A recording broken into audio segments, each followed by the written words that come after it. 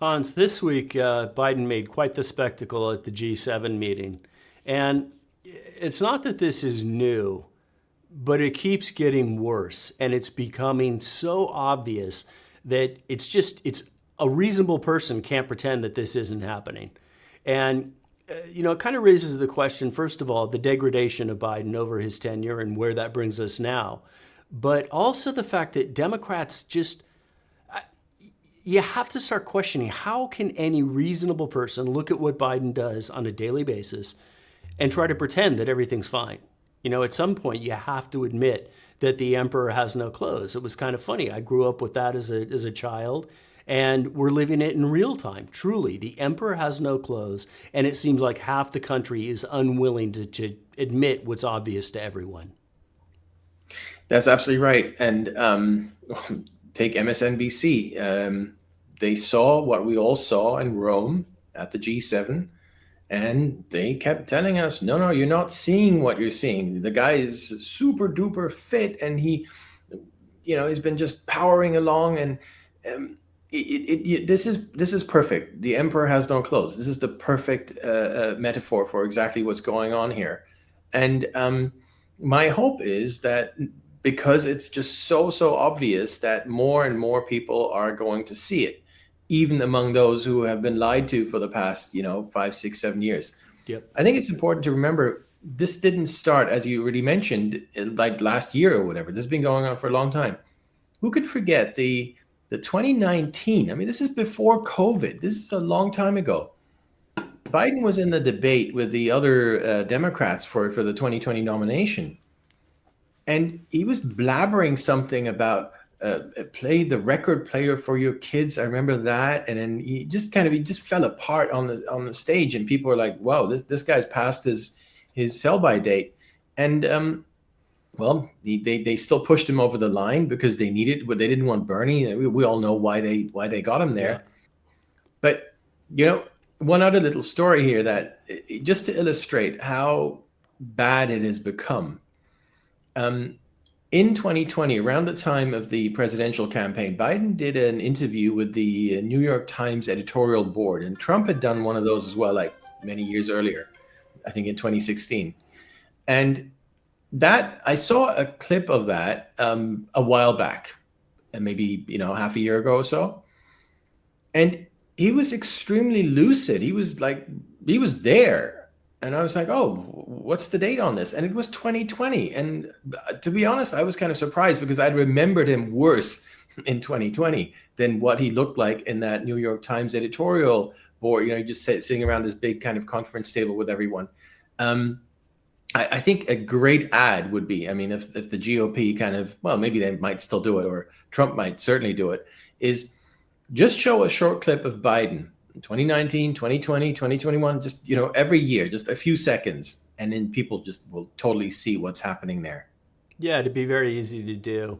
I was thinking of a couple things while you were talking, and one of them was it's easy to forget, but in the earlier part of the 2020 presidential cycle, when it wasn't clear that Biden was going to be the guy, there was a lot of people on the left beating up on him for being too old, for being too decrepit, for being failing, if you will, etc.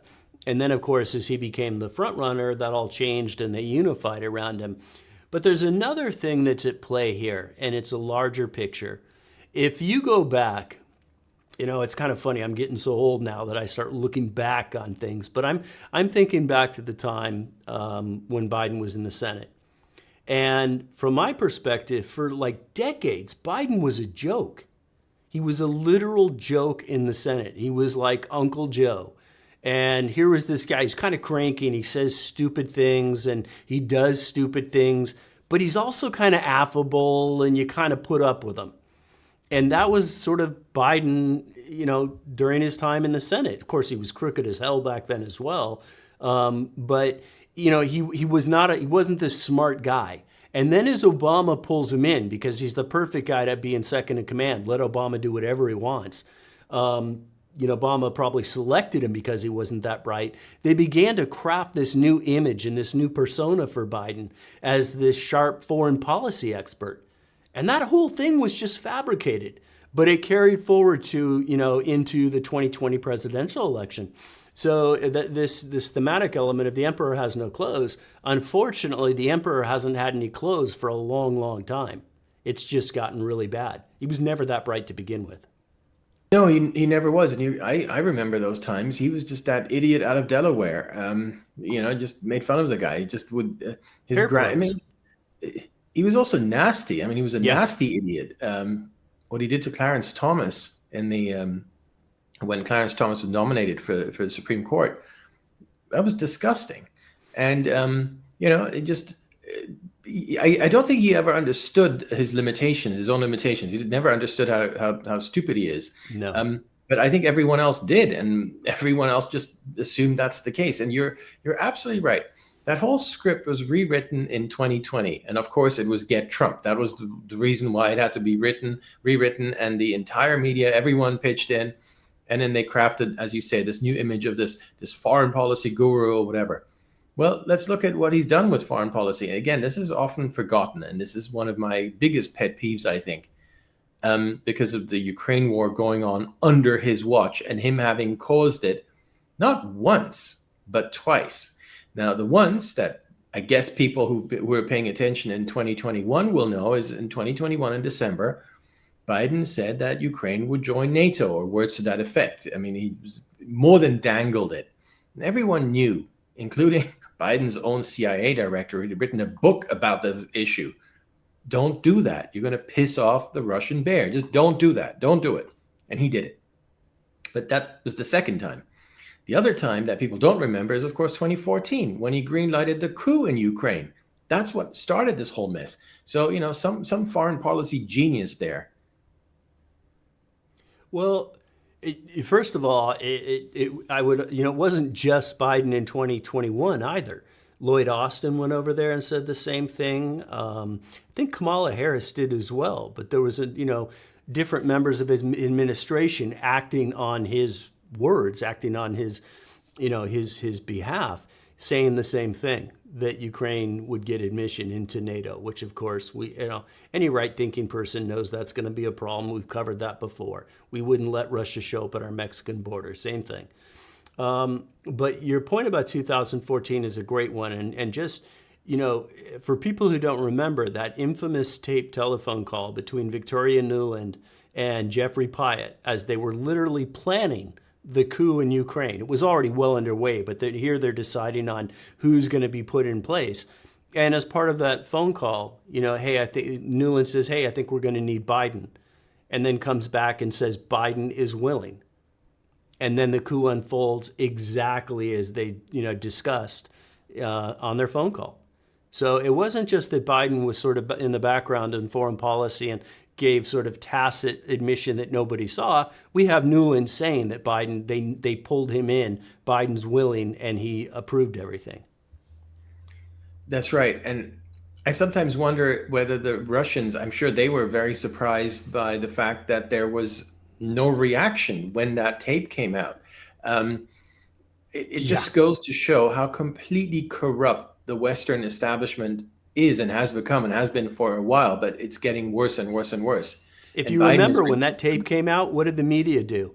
They played up Victoria Nuland saying, fuck the F the EU, and made her into kind of a hero to kind of pretend that she didn't just, organize a coup in Ukraine.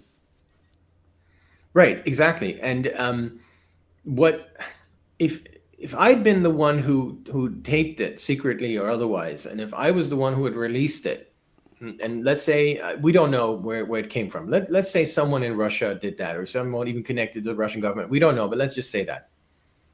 There would have been an automatic assumption, and I certainly would have had that assumption that, wow, this is really going to, stir things up, and this is really going to cause a lot of problems because these guys are on the phone planning a coup in a foreign country. And yet, as you say, none of that happened. The media just, they focused on the F word as if that meant, oh, she said the F word. Well, so what? I mean, what about the part about Biden? Well, no one ever talks about that. Yeah, and again, I think there was an undercurrent of upplaying the F word in the sense that she's standing up to the EU like she's tough. and we should applaud that, which frankly, actually, I do applaud that part of it. But, they just shifted the narrative. And like you said, everybody just moved past it. The other thing that's important to note is that same time frame, that same phone call, that marked Joe Biden's entry into Ukraine and then all of his illicit actions. And it was a pattern that he began at a bare minimum back in 2011 when he moved into China.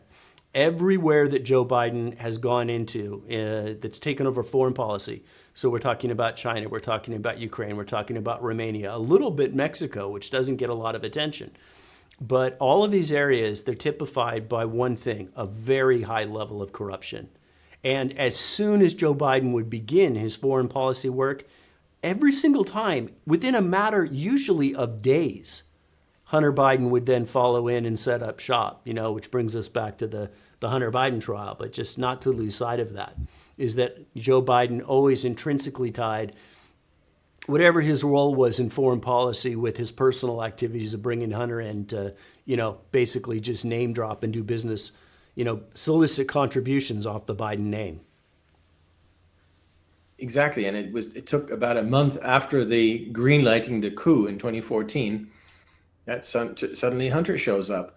Yeah, that was actually a little bit of a delay. I think they had a little bit of a hard time. They had to do a little bit of searching to figure out where Hunter would go, and they came up via another contact. Somebody gave them Burisma, and he pops up on the board, and they're off running. Right, and the part that's also never talked about, certainly not by the media, is what the whole purpose of the Burisma appointment was in the first place. And of course, we have it in various forms in writing. We have it in orally. We have it from all kinds of people.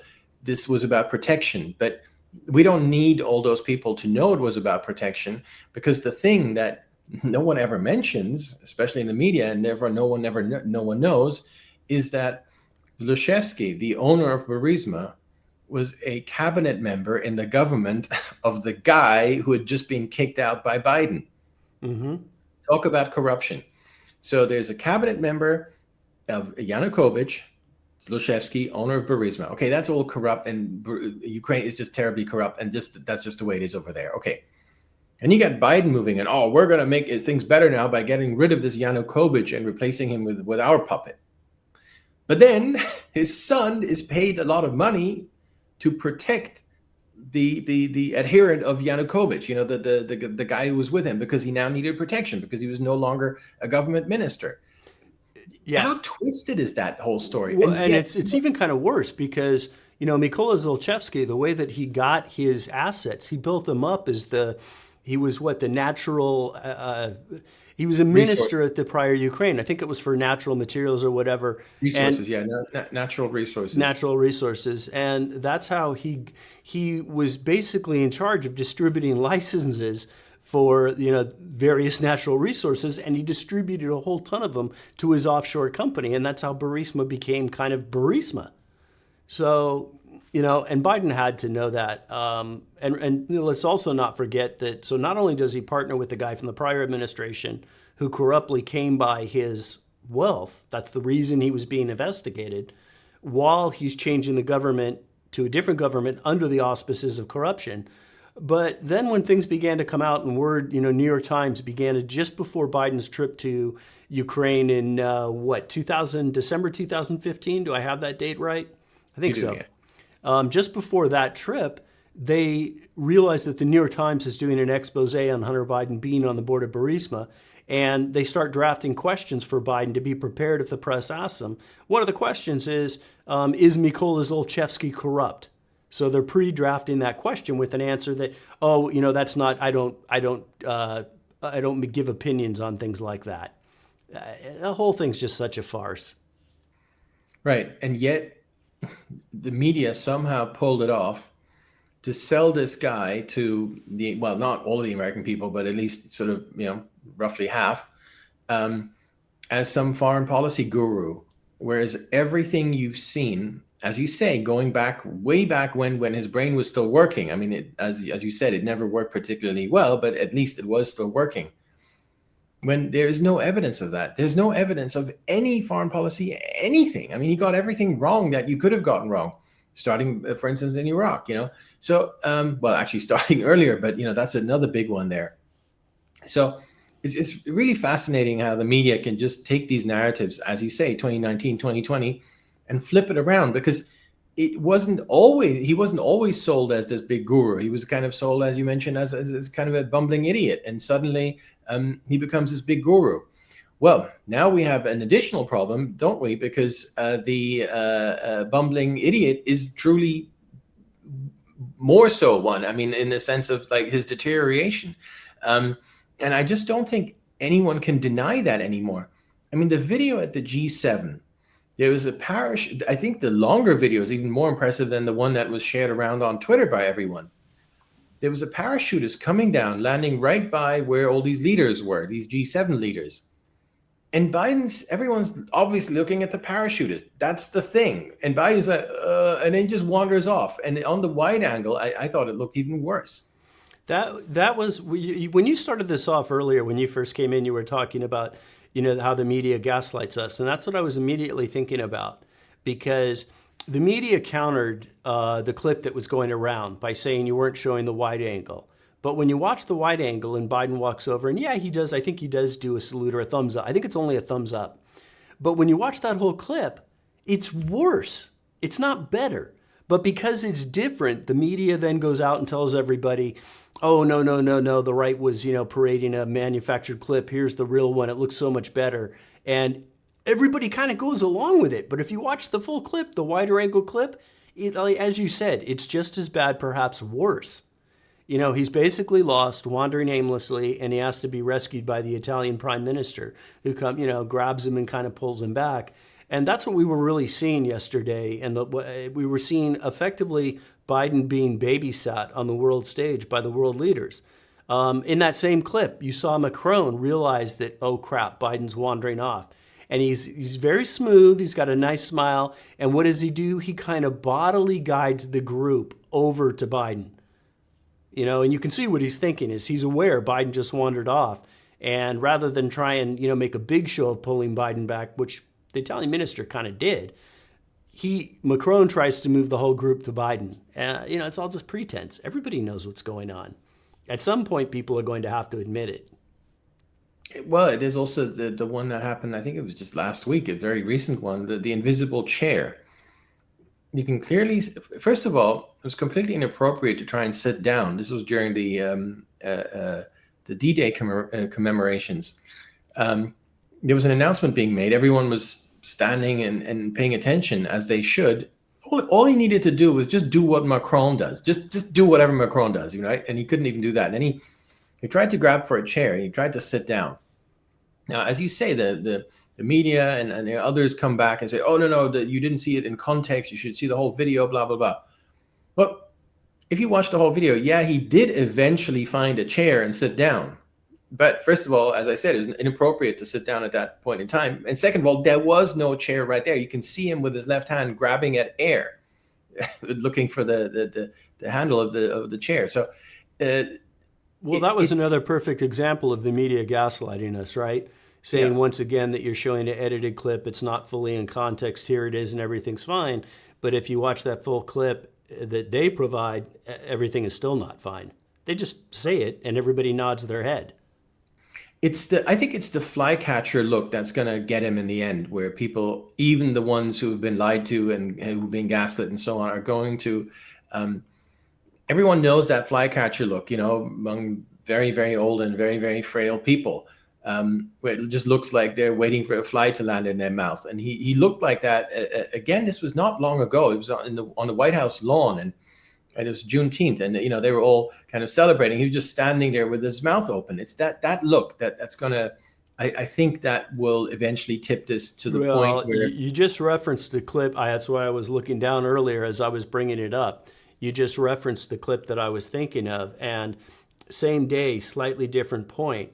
And it's where Chuck Schumer is at the podium and he's speaking to the cameras. And he turns around and he shakes there's only 4 people, and he turns around and he shakes hands. One of them is Biden, shakes his hand. He moves on to 2 other women. I don't remember who they were.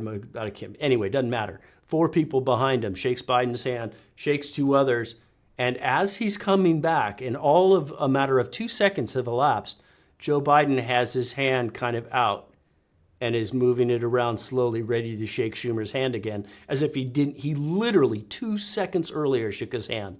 And that clip for me was as damning as anything. Yep, no, completely agree.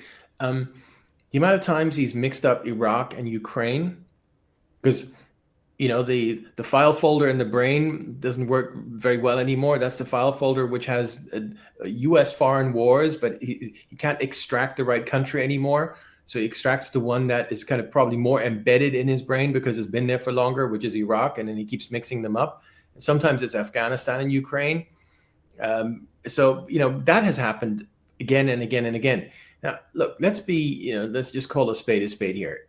If this was anyone but Biden, and certainly if it was not a Democrat, this is everything anyone would be talking about, because I think this is the wider point here. And we can kind of get to the G7 and the sort of image these guys projected the other day, because this is supposedly the leader of the world's only superpower. And I don't like the free world because it doesn't feel like that anymore, if you know what I mean. But the phrase, leader of the free world, just didn't feel like that with this guy, with everything he's done with the censorship and so on. But okay, whatever you want to. Or the way Europe's reacting right now as well.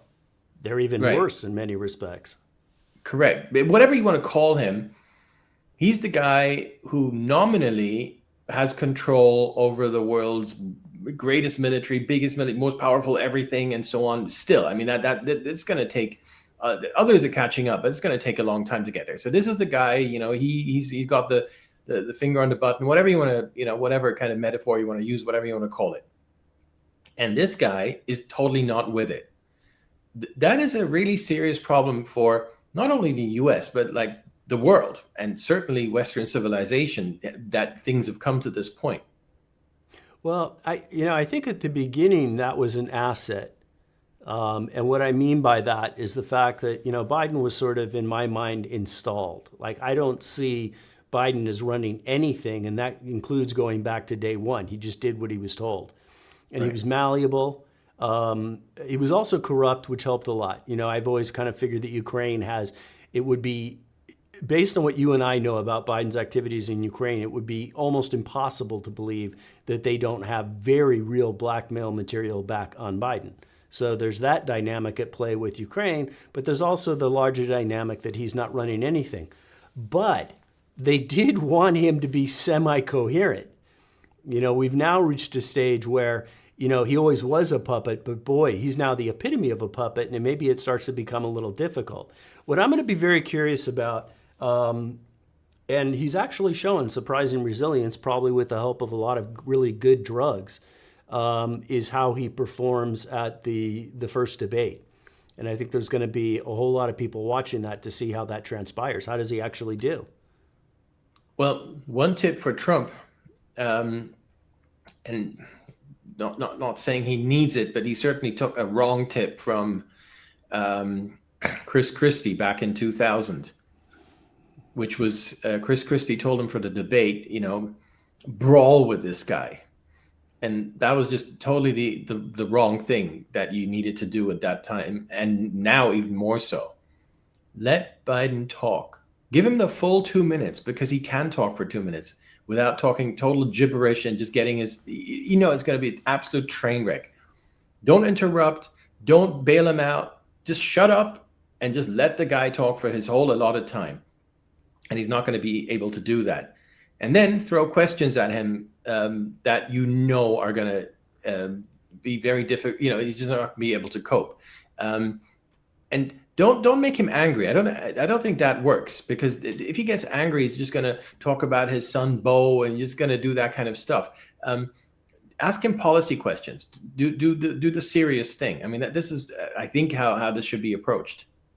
Yeah, I would think that this would be, I agree with that. I think this would be the time that Trump should really try to force himself, discipline himself to take kind of a back seat and just recognize that, hey, this isn't about me.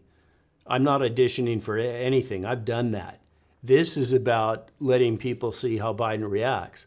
And as you said, ask questions, not try to make him angry, because the more he's not angry and the more he's trying to talk, as you said, policy, etc., that's going to be a bigger problem. And let him go as long as he possibly can. I agree 100%. One of the things with Biden is that if you watch his prior appearances, his State of the Union addresses, etc., aside from the fact that they're always copied from something else, prior years, what have you, is that there's a degradation in Biden. In other words, the longer he goes on, the worse it gets. He generally has started off kind of surprisingly strong. I'll give him that. But he degrades and it gets worse and worse. And as you said, the last thing that the Democrats want is Biden going into details because he can't remember the details. So yes, I think that would be, I would agree 100% that that's the proper strategy. It's kind of ironic that the fact that this is taking place at all, and the fact that it's taking place so early, by which I mean the first presidential debate, Yeah.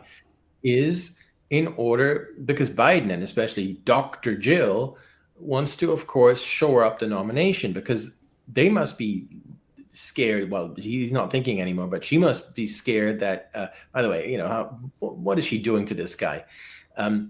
But she is so insistent on holding on to power and holding on to the White House that she's pushing him out there. And so this is part of the plan. And I'm sure there's a couple of other handlers who are still firmly on his side, even though they can see all the problems, apart from Jill. There's a little cabal there. And they've decided that they need to do this debate now, because once it's in the public minds that these are the two people and they're going to do it, once you've had a first presidential debate, you can't swap your candidate in short. Yeah, well, and like you said, there's obviously little cliques and little political cabals that are at work in the administration. I still can't shake that. For me, it was just so telling, cementing what I already knew to be true or believed to be true. And that was that famous clip where, don't remember the event, but Obama showed up there. And Obama literally, after the speeches were over in this room, stole the entire, limelight.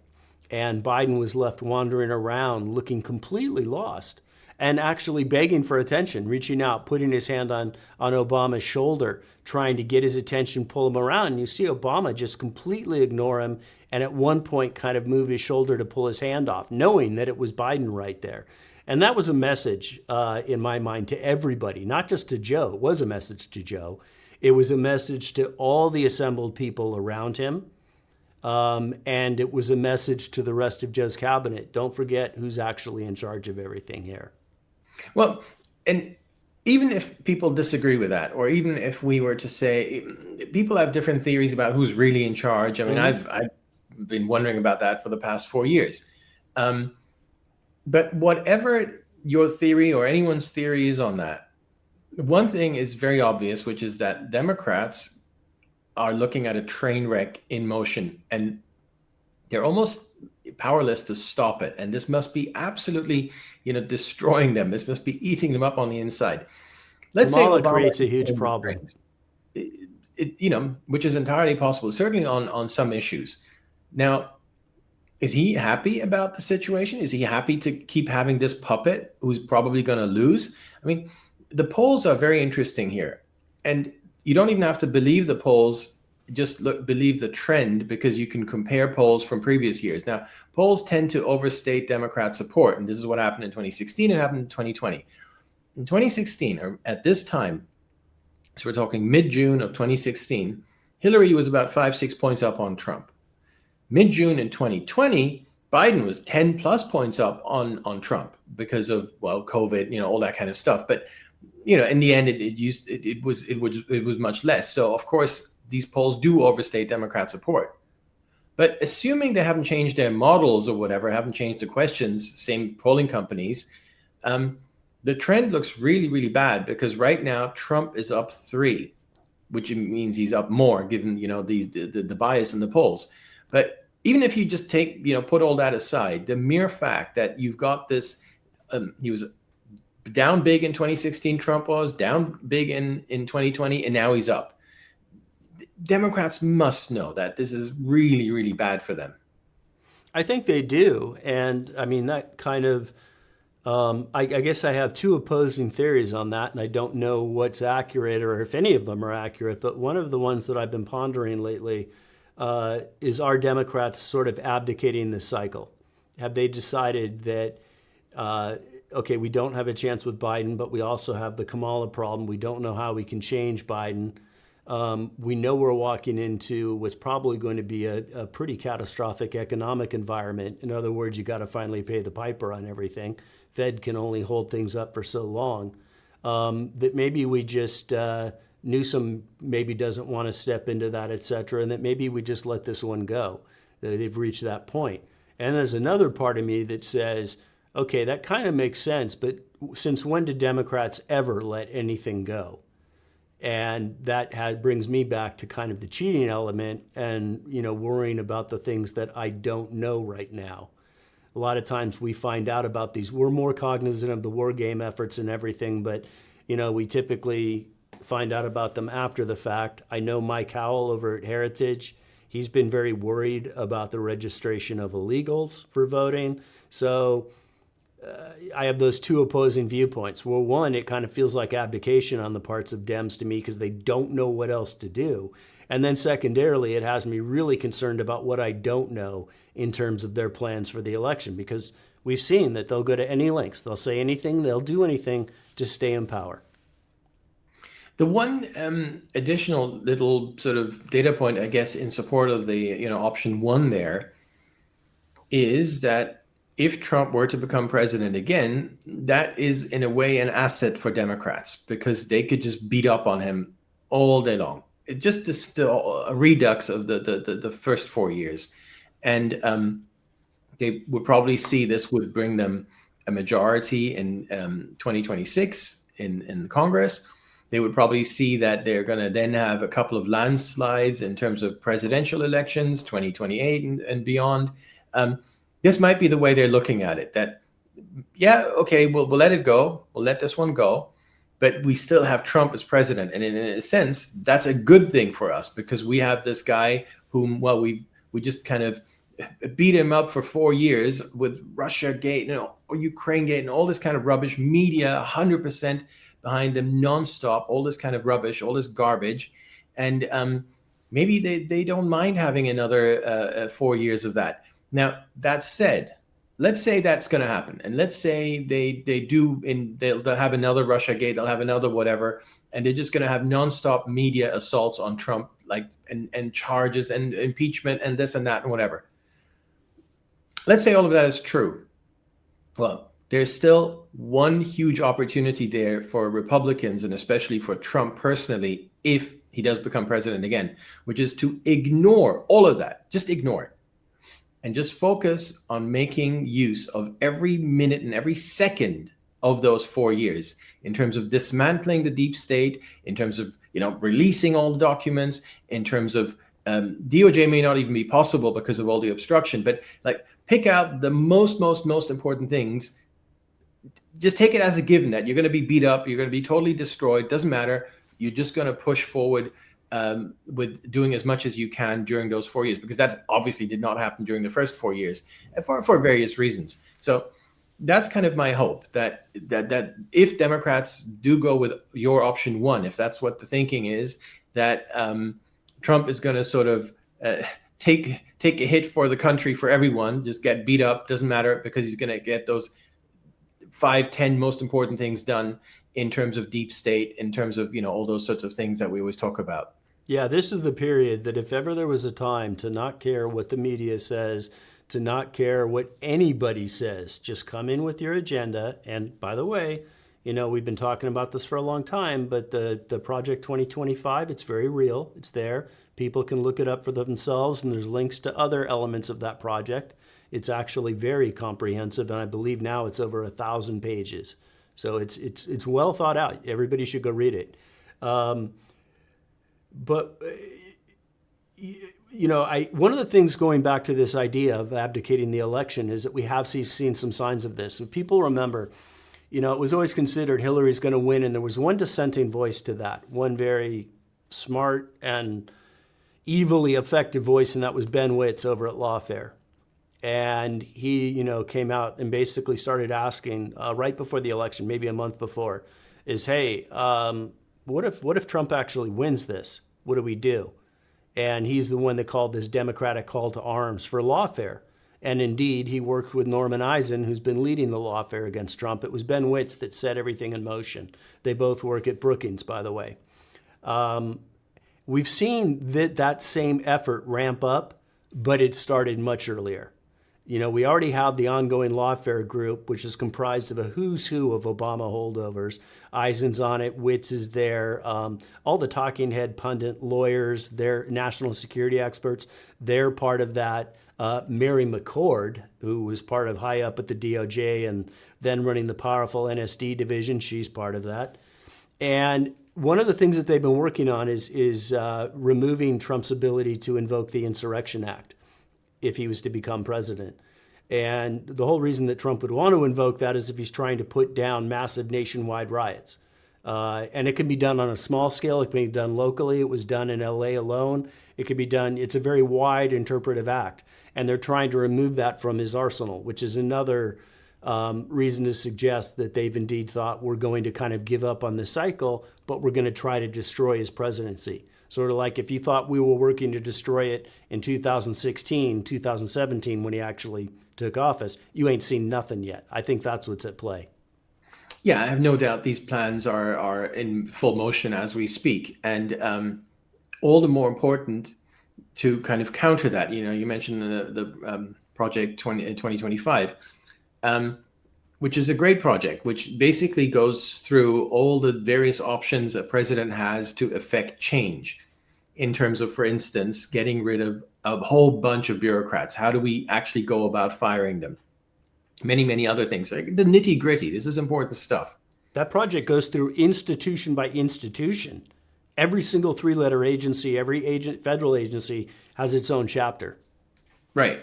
The problem, of course, is that it's like it's a sort of a game of Jenga or whatever. The other side is going to try and up you on that. They're going to try and find other ways of stopping you from doing. I mean, they've gone through that project. They've already got plans of what to do about that, and then you have to know what are you going to do about what they do, and you can't stop thinking after step one. You have to think it through. That's because right. Democrats are thinking it through all the way through step 99 or whatever.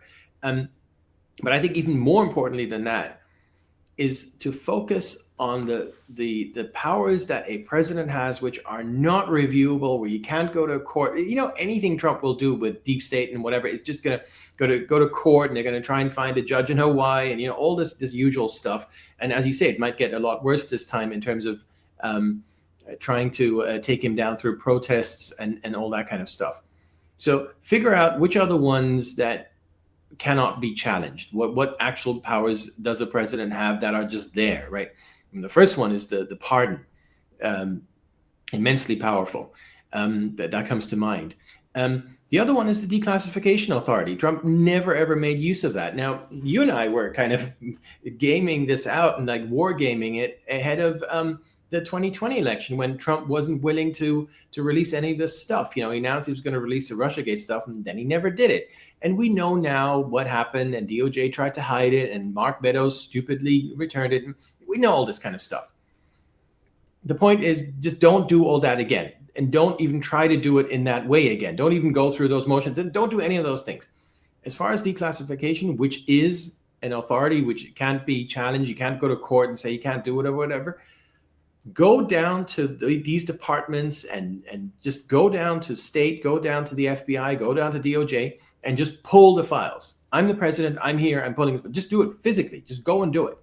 And then make copies and then release the copies. I declassified everything. I'm just going to release it. But you have to physically do it.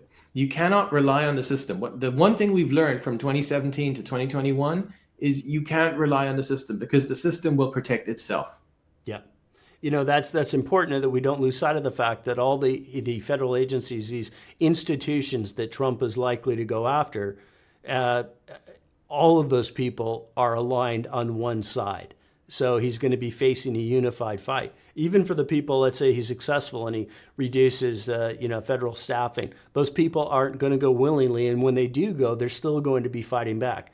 We saw it before when we had the gravitation of the Obama people when Trump took office into the private sector. And what did they do? They immediately weaponized themselves with the media, et cetera, and very effectively so, I might add. So, it's, as you said, it's not step one, it's through step 99.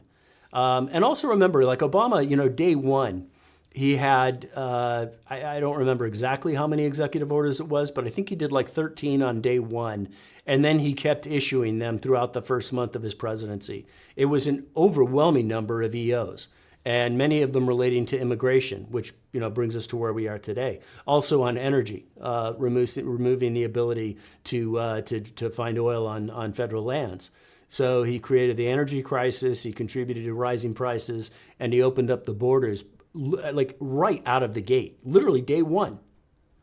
So, hopefully Trump is ready to go with the same thing. And as you said, the types of things that can't be effectively challenged. Well, exactly. Look at what happened on first day of his first term, January 20th, 2017. What does he do? He does the executive order on the Muslim ban, what it was called by the media. That was extremely clumsy. That was not thought through at all in any way whatsoever. Because no matter whatever you thought about that executive order, you would know what the media is going to do with it immediately. And then it's kind of just going to, from the very first second you're in the White House, you're going to be totally tainted with that.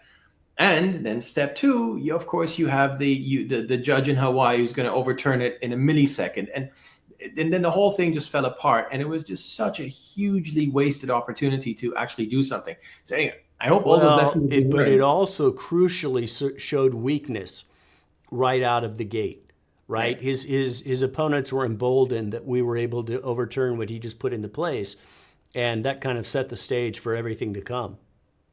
And not firing the Attorney General. Oh my God! I mean, Sally Yates. Democrats don't make those kinds of mistakes. Yeah, Sally Yates, what a snake. How can she not have been fired? Like on noon, January 20th, she's gone. So Trump, I think he really thought he could make friends with these people. Yeah, no, he did. This time around, I think he's under no illusions as far as that goes. Yeah, no, I agree with that. Even though I do still think he will still try and be friends with some, especially in the media. But okay. Democrats don't make these kinds of mistakes. They've thought these things. They don't not fire, or they don't keep people on.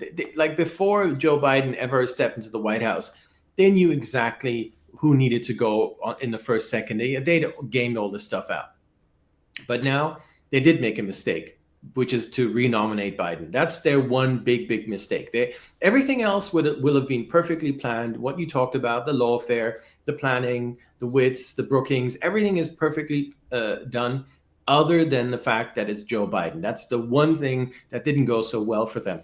So you know what I think the earlier mistake was feeling compelled to put Kamala on the ticket, because that's really what's hamstrung them in terms of getting rid of Joe. That's created an enormous problem.